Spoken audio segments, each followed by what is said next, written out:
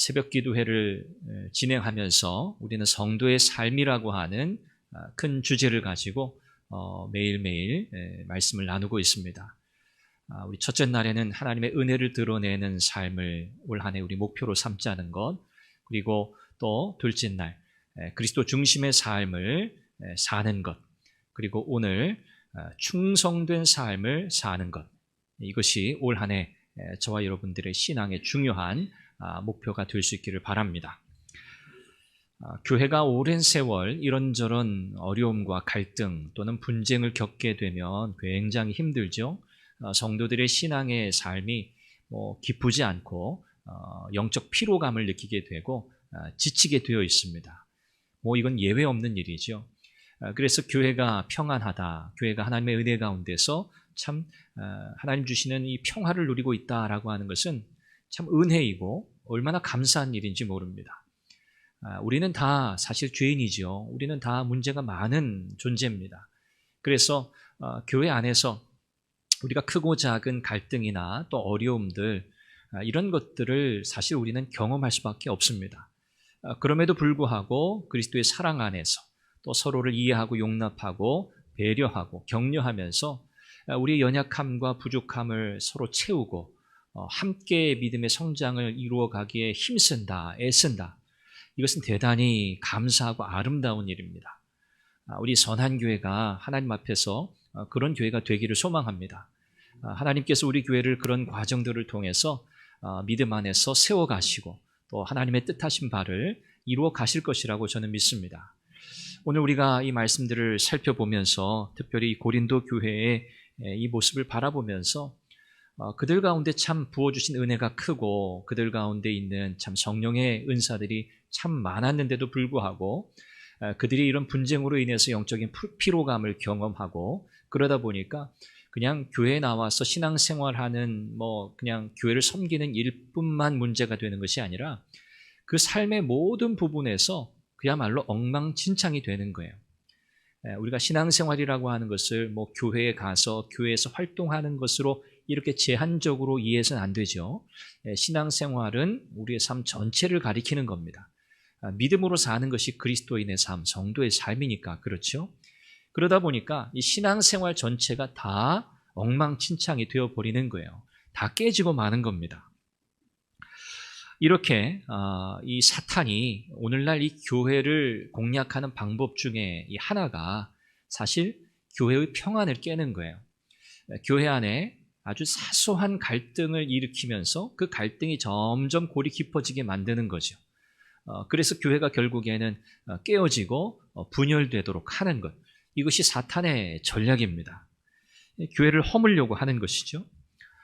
이런 전체적인 배경 속에서 바울은 이제 이 고린도 교회를 향해서 또 다른 중요한 주제를 이야기하기 시작합니다. 그것은 바로 충성에 대한 이야기입니다.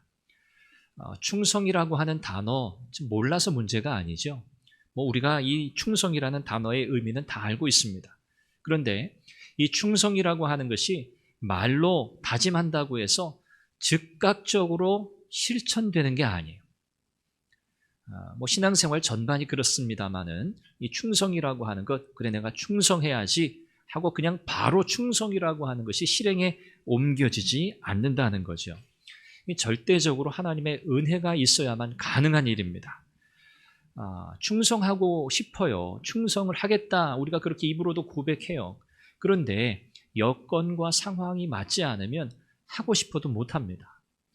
경제적인 어떤 상황, 또 어떤 건강의 문제, 또 관계의 문제, 이런 것들이 장애물이 되곤 하기 때문이죠. 그래서 이 하나님의 은혜가 아니면 우리는 이 충성된 삶을 살 수 없다는 거예요. 바울은 이 고린도 교회를 향해서 바로 이 충성의 이야기를 하고 있습니다. 하나님의 은혜가 아니고서는 고린도 교회가 겪고 있는 이 갈등, 이 분쟁의 문제를 해소할 수 없다는 거죠. 해결할 수 없다는 것이죠. 그래서 절대적으로 하나님의 은혜를 구해야 한다는 겁니다. 우리가 바울의 경우를 너무나 잘 알고 있어요. 바울이 자신의 삶을 통해서, 자신의 사역을 통해서 사실은 자기가 경험한 바이기도 합니다. 이 오늘 본문 1절에 보면 바울이 이 고린도 교인들을 향해서 여러분들은 그리스도의 일꾼으로 하나님의 비밀을 맡은 자로 생각해야 합니다. 라는 말로 시작합니다. 여기 일꾼 그리고 비밀을 맡은 자라는 이 표현을 우리가 잘 이해할 필요가 있습니다. 이 일꾼이라고 하는 이 휘페레테스라고 하는 이 단어는 본래 이 배 밑에서 노를 젓는 노예를 가리키는 표현입니다. 배 밑에서 노를 젓는 그 노예, 여러분 아마 배너라는 영화 여러분 아마 보셨을 거예요. 굉장히 명작이죠.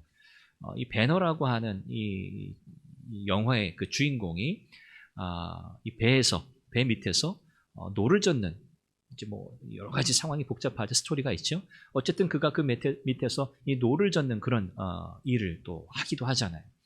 이 일꾼이라고 하는 이 단어가 바로 이 노예를 가리키는 표현이에요. 여러분 그들에겐 어떤 권리, 어떤 확정된 보상 이런 게 없습니다. 그들은 그야말로 노예이기 때문에 주인이 시키는 것만 해야 하고요. 주인이 그들에게 보상을 주면 받는 거고 뭐 마땅한 보상을 주지 않아도 어쩔 수 없는 그런 사람, 그가 바로 노예였어요. 바로 일꾼이 이 노예를 가리키는 그 표현이었다는 거죠. 그래서 노예는 자기에게 맡겨진 일에 충성해야 하는 사람이에요. 오늘 여기서 일꾼이라고 하는 이 표현은 하나님께 우리가 어떤 자세, 어떤 태도로 충성해야 하는가를 우리에게 잘 말씀하고 있습니다. 충성한다? 이것은 하나님께서 맡기신 일을 한다는 거예요. 맡기신 일을 한다. 이 초점이 거기에 있어요. 하나님께서 맡기신 일을 하는 사람, 그가 충성된 자, 그가 그리스도의 종, 하나님의 종이라는 거죠. 그러면 우리가 이렇게 충성된 삶을 살아가기 위해서는 뭘 잘 알아야 할까요? 하나님께서 나에게 뭘 맡기셨는지를 잘 알아야 돼요. 그렇죠. 뭐 모르고 아무것도 모르고 내게 도대체 뭘 맡기셨는지 내가 해야 할 일이 뭔지 모르고 우리는 충성할 수 없잖아요. 그래서 하나님께 충성하려면 하나님께서 내게 뭘 맡기셨는가? 이것을 잘 알아야 하는 겁니다. 내가 하고 싶은 일을 열심히 하는 것은 그런 의미에서 충성이라고 할 수 없겠죠. 내가 하고 싶은 일을 하는 건 그냥 내가 하고 싶은 거 하는 거예요. 그건 충성이 아니에요. 이 충성이라고 하는 것은 어떤 내 상황, 내 기분, 내 내키는 대로 하는 게 아니기 때문이죠.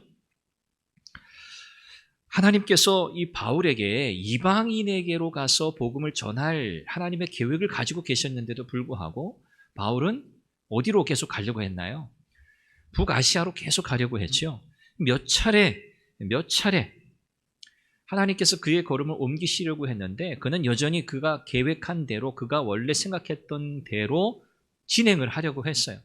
그때 성령께서 나타나셔서 그의 길을 마게도냐로 옮기시잖아요. 그렇죠? 하나님께서 맡기신 일이 있어요. 그런데 그 맡기신 일이 아니라 내가 생각한 것, 내가 계획한 것을 하려다 보니까 하나님께서 그 길을 막으시는 거죠. 그것은 진정한 의미의 충성이 아니었던 거예요. 고린도 교회는 하나님께서 그들에게 맡겨주신 그 복된 일이 있는데 하나님의 비밀, 이것은 구원의 진리죠. 이 복음의 능력 안에서 복음을 드러내는 삶을 힘있게 살아야 할 그 사명, 그 일을 그들에게 주셨는데도 불구하고 그들은 거기에 별 관심이 없고요.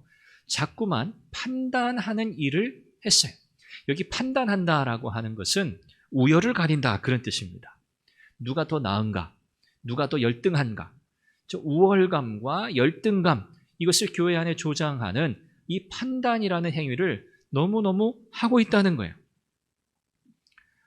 우리가 꽃을 보면 물론 자기가 선호하는, 좋아하는 꽃이 있습니다만 꽃을 보면 다 아름답다 그렇게 말하잖아요. 그렇죠? 꽃을 보면 다 아름다움, 야 참 예쁘다. 야 어떻게 이렇게 꽃이 이렇게 생겼을까? 처음 보는 꽃인데 너무 색깔도 아름답고 야 모양도 참 신기하다. 꽃을 보면 우리는 다 아름다움을 느끼게 되어 있어요. 그렇죠? 꽃의 아름다움을, 우열을 비교하는 것, 사실 뭐 그것은 참 어리석은 일이죠. 그렇죠? 어리석은 일이에요. 내가 좀 좋아하는 꽃은 있을 수 있지만 꽃의 아름다움을 사실 우리는 잘 비교하지 않습니다. 그리스도 안에서 한 몸으로 신비롭게 연합된 신앙 공동체, 이게 교회잖아요. 그리스도 안에서 우리는 다 부름받았어요. 하나님의 은혜로 부름받았어요. 그래서 우리 중에 누구도 우월한 자, 또 상대적으로 열등한 자, 이런 구분이 없어요. 그리스도 안에서, 교회 안에서는, 이 신앙 공동체 안에서는 이런 우열을 가리는 것은 대단히 어리석은 일이에요. 우리가 해야 할 일은 딱 한 가지예요. 우리를 부르신 하나님의 은혜, 그 선하신 하나님의 은혜의 역사를 힘있게 드러내는 거예요. 이게 우리에게 맡기신 일이거든요. 이것이 성도가 해야 하는 마땅한 일입니다. 여기에는 당연히 책임감이 따르죠. 책임감을 가지고 하는 거예요. 아까도 말씀드렸듯이 충성이라고 하는 것은 내 생각, 내 계획, 내 열심을 가지고 하는 일이 아니라 그랬죠. 하나님의 계획, 하나님의 생각, 하나님의 뜻을 잘 이해하고 분별해서 하나님의 공급하시는 은혜라는 힘으로 이것을 감당하는 거예요. 이것이 충성입니다. 그래서 하나님께 충성한다는 것에 책임감이 따른다 할 때 이 책임감은 내 생각, 내 계획, 내 경험과 달라도 또 어떤 보상이 내게 있을지 알지 못해도 감당하는 거예요. 이게 충성이에요. 이게 하나님 앞에 충성된 삶을 사는 겁니다. 내가 하고 싶은 것만 하는 것, 이것은 충성이 아닙니다. 여러분들이 이미 잘 알고 계시고 이미 잘 실천하고 계세요. 이 충성에는요, 또 한 가지 중요한 요소가 필요해요. 그건 겸손입니다. 겸손하지 않으면 충성할 수 없어요. 교만한 마음으로 교회를 세울 수 있습니까? 아니요, 불가능합니다. 교만한 마음, 이것은 분쟁의 씨앗이에요. 이것이 우열을 가리는 중요한 동기가 되는 거예요. 교만으로는 교회를 세울 수 없어요. 그래서 우리가 읽지 않았습니다만 6절에 보면 바울이 기록된 말씀 밖에 넘어가지 마라, 그렇게 권면해요. 이건 뭐죠? 말씀으로 날마다 우리의 삶을 점검해야 한다는 거예요. 내가 하나님의 말씀 밖에 벗어나 있지는 않은가? 내가 교만하지 않은가? 이걸 자꾸 점검해야 한다는 거죠. 그리고 이 교만의 싹이 보이기라도 하면 어떻게 해야 합니까? 당장 잘라내야 돼요. 당장의 뿌리를 뽑아야 돼요. 이 정도면 별거 아니지? 아니요, 그렇지 않습니다. 이 교만은요, 얼마나 빨리 자라는지 몰라요. 얼마나 깊이 뿌리 내리는지 몰라요. 나중에 이걸 뽑아내려면 너무너무 힘들어요. 너무너무 고통스러워요. 우리 신앙생활에 있어서 아마 가장 힘든 일이 이 교만을 뿌리 뽑는 일일 거예요. 굉장히 고통스러운 일일 거예요. 바울은 그래서 고린도전서 15장에 보면 이 성화의 과정을, 이 교만을 뿌리 뽑는 이 과정을 그가 경험하면서 나는 날마다 죽노라 그랬어요. 나는 날마다 죽노라. 너무 힘든 거예요. 여러분, 바울이 얼마나 대단한 사람이에요. 교만해도 그럴만하다 할 사람이거든요. 그런 바울이에요. 그가 예수님 만나고 그가 변화되고 그가 정말 복음의 역사에 힘있게 쓰임받는 그런 삶을 살았음에도 불구하고 그는 날마다 내가 죽을 수밖에 없다. 내 안에서 꿈틀꿈틀 일어나고 있는 이 교만한 마음, 이것을 뿌리 뽑는 일이 얼마나 힘든지 모른다. 그 고백을 하고 있는 거죠. 하나님께서 올 한 해 저와 여러분들을 겸손한 하나님의 사람으로 그렇게 세워주시기를 바랍니다. 우리가 하나님의 긍휼, 은혜를 입은 자라는 사실을 기억한다면 우리가 겸손한 삶을 살아갈 수 있을 겁니다.